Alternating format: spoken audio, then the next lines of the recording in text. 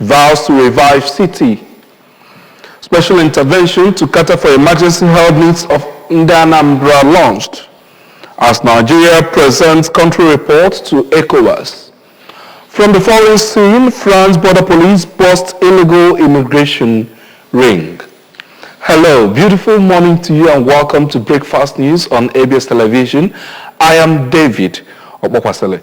Before the news in details, Governor Chukwuma Soludo has come for a total turnaround maintenance of the Anambra State economy and promotion of core Igbo values. Let's give him maximum support for the task ahead. We begin from Onitsha, where as part of efforts aimed at restoring the seeming lost glory of Onitsha, the Governor of Anambra State, Professor Chukwuma Soludo, took an on-the-spot assessment of specific locations in Onitsha North and South Council areas. Our Government House correspondent, Valentine Mbadowa, has the details. The governor, accompanied by the deputy governor, Dr. Onyeka Chukwuibezim, officials of the State Physical Planning Board, members of the State Urban Regeneration Council, Anambra State Water Resources Management Office, and other members of the State Executive Council embarked on the strategic inspection. The places visited include an abandoned hotel facilitated under the two previous administrations at GRA Onitsha, encroached land meant for judges' quarters, roads in Fege Onitsha that need attention, roads and blocked drainage system at Ochanja Market, Sakamori Fege Onitsha, abandoned crash program water scheme in Odapu, Greater Onitsha Water Supply Scheme, among others. Governor Soludo said that the impunity being perpetrated by most developers in the city is unacceptable and observed that the developers hardly adhere to the minimum standard allowed by the state. He cited building on top drainages as one of the causes of flooding and other attendant challenges and decried the sad situation where the city seems to be going backwards in terms of development. The governor stressed that while reconstruction of roads and other infrastructure are ongoing in the city of Onitsha and elsewhere, people are expected to maintain positive attitudes towards the environment,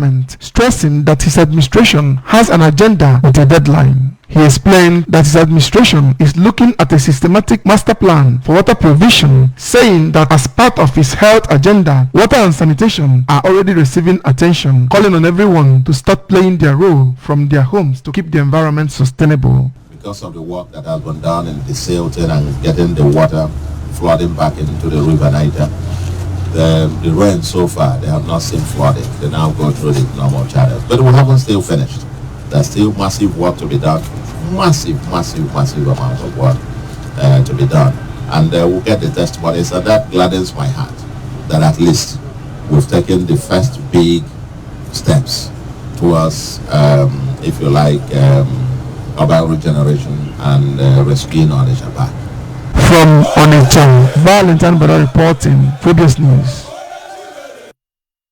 Wife Mrs. Noye Soludo says that the recent donation of 1,212 delivery kits, also known as Mara kits, to the state by the United Nations Children's Fund, UNICEF, will be crucial in tackling neonatal and maternal deaths, especially in rural areas of Anambra State. Mrs. Soludo stated this in Oka, who are getting briefing on the donation. Commended UNICEF, World Health Organization, WHO, and other development partners that are working with the state government for supporting the development visions of her husband's administration. She explained that the delivery kits, which contain essential needs for birth, will also aid hygiene and personal health habits of women, especially those getting prenatal services in rural hospitals. Mrs. Soludo also noted that distribution of the kits will prioritize women living in hard-to-reach communities, especially areas affected by last year's flooding, and would also be given as incentives to women who are going for antenatal in public health facilities. The governor's wife further stated that having made similar donations for pregnant women taking shelter at designated holding centers in the state during last year's flooding, she understands the economic and social difficulties faced by most rural women in the course of childbirth. She urged those involved in the distribution of the delivery kits to ensure that the target areas are covered with special consideration to women within specified economic brackets. In November 2022, the United Nations Population Fund, UNFPA, also made a donation of 5,000 delivery kits to Anambra to be given to pregnant women displaced by flood. Anambra State Emergency Medical Services and Ambulance System, ASEMMAS, has been launched by the State Ministry of Health in conjunction with the National Emergency Medical Services and Ambulance System, NEMSAS, and World Health Organization to cater for the emergency health needs of Ndi Anambra. The scheme was flagged off by the Minister for Health, Dr. Sajie Ihanere, in Awka. Our Government House correspondent, Emmanuel Okonkwo, tells us more. Anambra State is the first to activate the Emergency Medical Service and Ambulance System in the country, an initiative of the federal government which aims at alleviating the sufferings of the citizenry during emergencies, where persons in need of emergency health care services in any part of Nigeria are to call a free toll number 112 for immediate response and help. Launching the scheme, the Health Minister, Ehanire, represented by the National Program Manager, National Emergency Medical Services and Ambulance System, Dr. Saidu Ahmed Dombowal, said that the initiative is launched to provide people, both rich and indigent, with the opportunity to access global standard healthcare services at low or no cost, and as well reduce cases of death rate being recorded in the country during emergencies as regards to health challenges and accidents, and commended Governor Chukwuma Soludo and the health team for efforts made to ensure the actualization of the project in the state. Will be mobilized, will be dispatched to go to that ward to go and pick that patient who is actually having an emergency at that moment to the nearby appropriate health facility, and on arrival they will receive them, and it will actually be received as SEMSAS patients.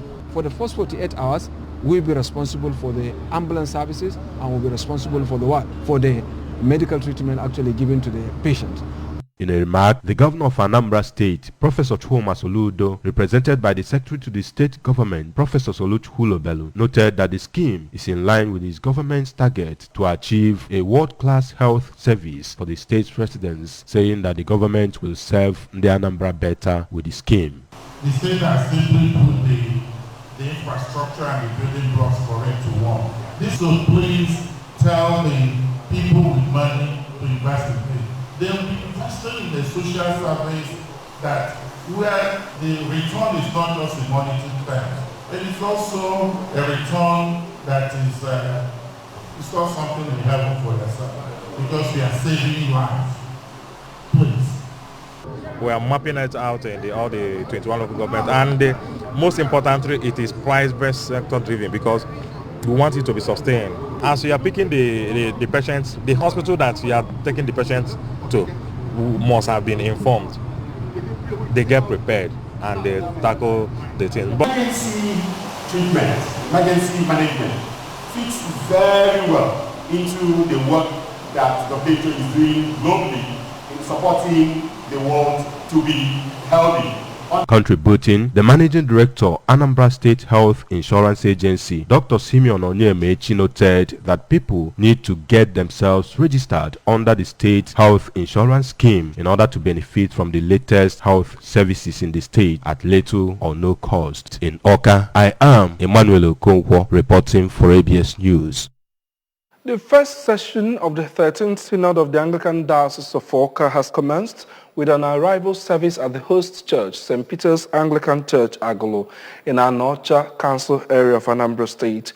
The synod, which will last for 4 days, is being hosted by Agolo Anglican Community, comprising all the parishes in Agolo and on the Lake Archdeacon Rees.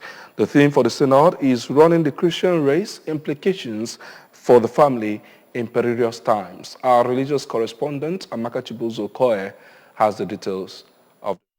Attracting over 700 delegates and Anglican faithful from far and near who are felicitating with Ndi Agolo and Awka Diocese on the synod. The synod is also witnessing the presence of many bishops and archbishops of dioceses and provinces in the Church of Nigeria, who joined President of the synod and Bishop of Awka Diocese, Most Reverend Alexander Ibezim, and his wife, Mrs. Martha Ibezim. While welcoming the delegates and participants to the synod, Most Reverend Ibezim said synod is program geared towards the promotion of the gospel of Jesus Christ and an opportunity to enjoy a fellowship with Christ that is worth more than money, silver, and gold. This is our 13th year, and under these 13 years when you program,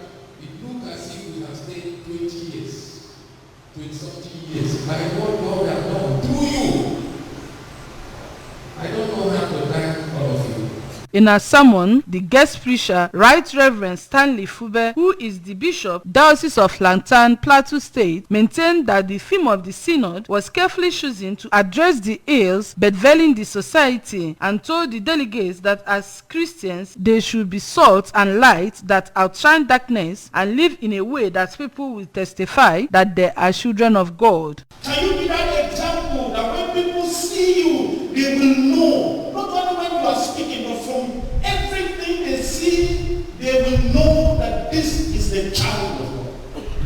Archbishop Ibezim, in company of the Dean, Church of Nigeria, Anglican Communion, Most Reverend Buba Lamido, other archbishops and bishops and clergymen, later paid a courtesy visit to the traditional ruler of Agolo, Igwe Innocent Obodako, where he prayed and asked God to bless the land and its inhabitants. In his response, Igwe Obodako said he was elated that Agolo is hosting the synod as the community has benefited much of God's blessings and mercy, praying that this year's synod will usher in long life, peace, progress, and prosperity in the community. This year's synod marks the third time that Agolo Anglican community will be hosting the synod since the creation of Awka Anglican Diocese in 1987. Planting of synod tree by the Archbishop and his wife, and inspection of guard of honor mounted by the Girls and Boys Brigade of the diocese marked the high point of the first day of the synod. Amaka Chibuzo Okoye, ABS News.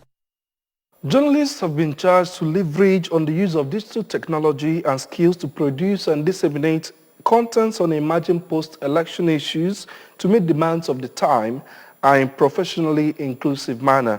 The program manager, Institute for Media and Society, Mr. Timothy Bamidele, made the call at a workshop titled Building Digital Multimedia Storytelling Skills for Women Journalists, held in Port Harcourt, Rivers State. Mr. Bamidele explained that the event is an activity under the support media component of the European Union support to democratic governance in Nigeria. A digital content expert, Mr. Ehi Ohiane, spoke to the participants on elements of multimedia story and warned them against posting unverified stories, which he said can cause terrible damage. Mrs. Ohiane also advised the participants to use the opportunity to improve on their digital skills, which he said will enhance journalism profession. Another resource person, Mr. Usifo Omozepia, in his presentation on podcasting and videos, described podcasting as a practice of using the internet to make digital recordings of broadcasts available for downloading to a computer or mobile device. He pointed out that in less than a decade in journalism and artificial intelligence will become inseparable, adding that there is great opportunity to make money when one has digital skills. For the program officer, Bukola Obaojo, the European Union support to democratic governance in Nigeria, is using the media to promote fair and ethical coverage of electoral process, enhance the participation of women, youths, and other vulnerable groups in political process, and empower civil society organizations and relevant agencies to demand greater transparency, accountability in the electoral and decision-making processes, and promote greater citizen participation. The workshop, which was funded by the European Union and attracted women journalists from select broadcast media stations, featured interactive sessions and practical teachings on how to use digital multimedia tools for efficient service delivery. Nigeria has presented its country reports at the ongoing 2023 First Ordinary Session of the 5th Legislature of the ECOWAS Parliament in Abuja. The report, which dwelt on political, security, economic, human rights, healthcare situation, and status implementation of ECOWAS tests, was delivered on behalf of the Tier 3 Nigerian delegation by the member representing Onitsha North and South Federal Constituency in Nigeria's House of Representatives, Linda Ibazu. Princess Ekwi Ajide reports from Abuja. Said in spite of the evident passionate clamor for democracy prior to the 2023 presidential and National Assembly elections, turnout for the election was very low, as only 24.9 million persons out of the 93.47 million voters actually voted in the election. Honorable Ikpeazu noted that 5 out of the 17 parties that participated in the presidential election challenged the victory of the president-elect Bola Ahmed Tinubu. The parliamentarian lamented the security situation in the country, which she said was heightened prior to the elections, as record of scores of violence against civilians through banditry, kidnapping and political violence associated with the presidential and gubernatorial elections held sway. According to her, the Food and Agricultural Organization FAO had in March 2023 projected that nearly 25 million Nigerians are at the risk of facing hunger between June and August 2023, which makes the hunger level in Nigeria bleak. The Federal Government of Nigeria National Development Plan 2021-2025 is still on course, with infrastructural development in the transport and power sectors in the driving seat. However, the unstable electricity sector remains a major challenge for the economic growth and national development, with over 200 million population still rationing about 4,000 megawatts of electricity. On the other hand, Carlos Tavares, who had delivered the country report on behalf of the Cape Verde's delegation, said the country is located at the crossroads of routes used by transnational organized crimes owing to its geopolitical spread, but the country has invested a lot in securing its borders and remained steadfast in combating drug trafficking. He said in spite of significant progress regarding the promotion and protection of human rights in Cape Verde, gaps still exist, but there have been no reports or allegations of harassment. Of assembly and demonstration. There are no reports or allegations of violation of the right of assembly and demonstration in Cape Verde. In Abuja, Princess Ekwi Ajide reporting. Says France border police busted an illegal immigration ring leasing out French passports to immigrants from sub-Saharan Africa so they could enter the country. The scam first came to light in November when border agents at the main Paris airport stopped a man who had traveled from Mali on a passport that did not belong to him. Police uncovered the existence of a network in Paris region that recruited French nationals with an immigration background to lend out their identity papers in exchange for several hundred euros. They then either sent their passports to somewhere in Africa by post or asked for a new passport from the French authorities with a photograph of someone else. Investigators believe that at least 250 people signed up for travel papers from the schemers who offered their services to clients in Mali, Ivory Coast, Cameroon, often through social media. They are now hoping to identify those who shared their passports. In sports, Senegal, Burkina Faso, Morocco, and Mali will present Africa at the 2023 FIFA Under-17 World Cup. The four sides sealed their places following the conclusion of the quarterfinal matches at the Under-17 Africa Cup of Nations AFCON on Thursday. According to reports, the 2023 FIFA Under-17 World Cup will be the 19th edition of the biennial international men's youth football tournament. It is contested by 24 teams of the Under-17 national teams of member nations of FIFA from 6 confederations. It will be held from November 10 to December 2 in a yet-to-be-decided venue, initially Peru. This edition marks the return of the tournament after a 4-year hiatus due to the COVID-19 pandemic, forcing FIFA to cancel the 2021 edition. Africa has 4 slots at the tournament, and with the Under-17 AFCON serving as the qualification, the teams that reach the semi-finals will represent the continent at the global event. And that's the news this morning. Thanks for joining us. Remember, you can follow news and program on ABS from any part of the world by liking our Facebook page at ABS Radio Television. Subscribe to our YouTube at youtube.com/ABS Television. Okay. You can follow us on Instagram at ABS Radio TV or log on to our website at www.absradiotv.com. Before we go, here are the main points again. We told you that Governor Chukwuma Soludo has visited Onitsha and vowed to revive the city. Anambra Special Intervention to cater for emergency health needs of Ndi Anambra has been launched. as Nigeria has presented its country report to ECOWAS, while France border police busts illegal immigration ring. Be reminded that Governor Chukwuma Soludo has come for a total turnaround maintenance of the Anambra State economy and promotion of core Igbo values. Let's continue to give him maximum support for the task ahead. And that's the news this morning. Thanks for joining us. I am David Obokwasele. The weekend show continues right after now. Stay with us.